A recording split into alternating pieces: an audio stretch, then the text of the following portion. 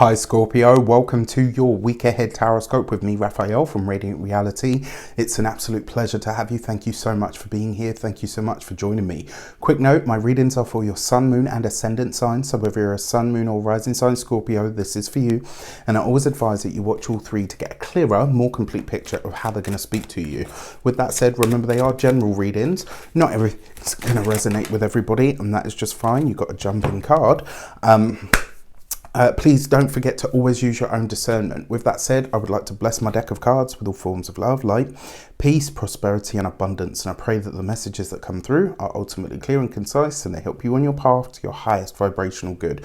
Your key to the week this week is the High Priestess. I find this very telling, very interesting. Why? Obviously on the 16th we have that powerful and tetchy dicey even, I would probably say, a full moon lunar eclipse in your sign. This is a big deal for you because it means in some way, shape or form, who you are is being rewritten. So in terms of a full moon, I always see the lunar cycle in terms of a pregnancy, right? So you've got the new moon, that's conception or inception, and then you've got the full moon, which is the completion. So when a woman is massive, round and ready to pop, at that point, that is the full moon, right? So it is the end, the culmination or the completion of the pregnancy, but it's the beginning of motherhood. It's the beginning of the life of the child.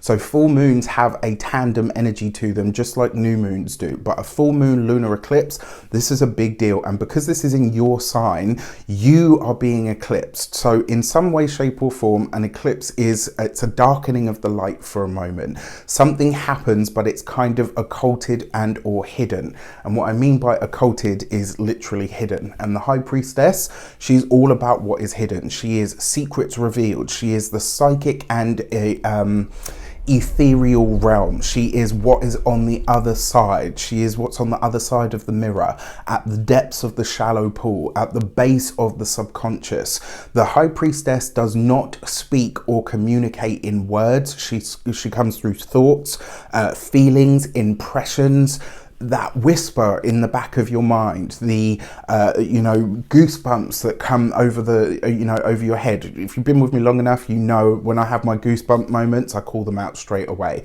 Those moments, those chill moments, you're going to have a lot of those this week. It's going to be a very powerful and a very psychic week for you guys, especially because you've got the High Priestess as your card.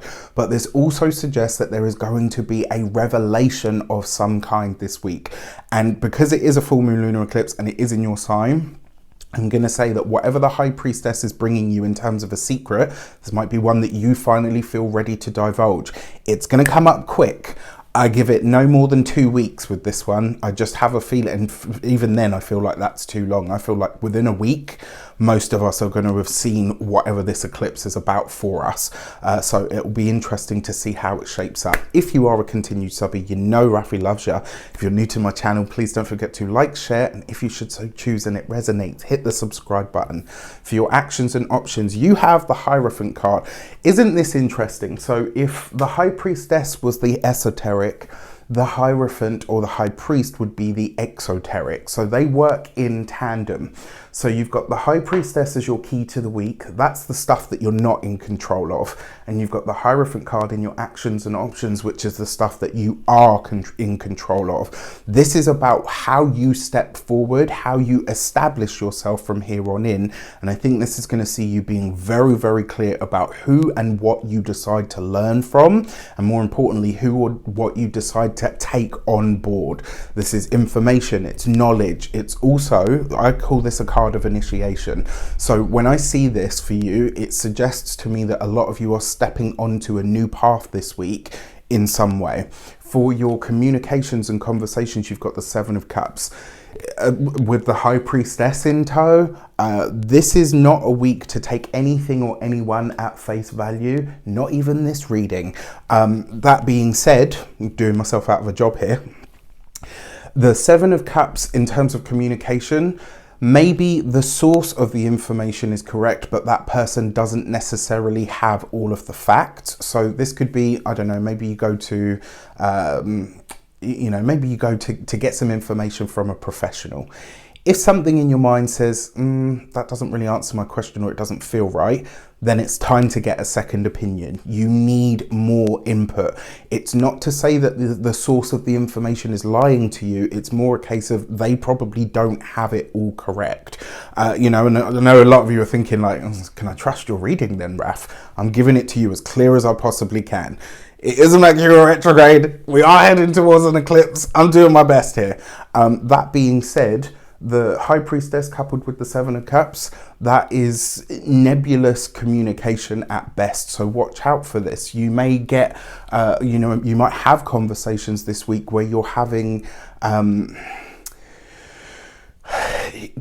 let's just say it could be a little more unclear than it usually is during a Mercury retrograde. And it's not just because of that, it's because of everything that's happening right now. For those of you that are studying or in any form of academia, the Seven of Cups with the High Priestess, really, if you're given a question for an essay, if you have any form of exam to take this week, read the questions twice, 3 times if you have to. The chances are you're likely to miss something or misinterpret something. And, if you go off and you write like a 7-page essay on something and then your professor says, well, that doesn't answer the question at all, in fact, you missed the point, you're going to be pissed, right? So keep an eye out for that. When it comes to those of you that are employed by somebody else, steer clear of the office water cooler talk, as they call it, office politics, office drama, all of that kind of stuff. This is a week where people are likely to jump on a bandwagon, and once they do, and it's revealed that whatever everybody got their pitchforks out for was wrong, you don't want to be one of those people, because a lot of people are going to be very red-faced in your arena, all right? This is one of those times where you just, you know what, nothing to do with me. Business owners, entrepreneurs, solopreneurs, people that work for themselves, give yourself space this week. In fact, if you can delegate and step back and just oversee from a distance, sit on your cloud in Olympus, you elevated beyond mere mortal people, you Scorpios, this would be a week to do so. It may also be a week, if you have employees or you have people working under you, you may discover something about one of them this week that leaves a sour taste in the mouth. I can't get any clearer than that because there's nothing in terms of the detail, so I apologize for that. With that, for those of you that are retired and no longer working, usually when the Seven of Cups comes up, I tell people to streamline their focus, but quite honestly, I feel like this is a time for you to dream. It's a time for you to allow the reverie to come in, and you may find that you are a little bit more detached or disconnected and a bit more this week. For your love and relations, you've got the Two of Swords. That, if you've been with me long enough, you know this is a very, very powerful psychic energy. You yourself are going to be more psychic. The Two of Swords coupled with the High Priestess represents either a true psychic or a very, very psychic situation or experience. For some of you, this could be within your partnership, or so if you're married or partnered or in a long-term commitment, this could be something that comes up in your relationship that you know intuitively, and then your partner sort of verifies it for you, or you feel something coming and then you're like, look, you know what, this is going to take place, and then boom, it happens. It could also be just sort of on a more normal for you guys but sort of less mundane level. This could just be that you are so deeply or psychically bonded to your partner this week, which is a normal experience for you guys anyway, but it could be that times 10. So interesting. For those of you that are single and looking, this could be a time where either a secret admirer is revealed to you, or you kind of decide to come out of the scorpionic shadow and say, look, you know what, I really like you. Do you want to go on a date? For your money and materials, you've got the Ace of Cups. So the money looks good. The finances are in a good space. With that High Priestess, there's definitely some sort of blessing, windfall, and or money that's coming in that you haven't expected.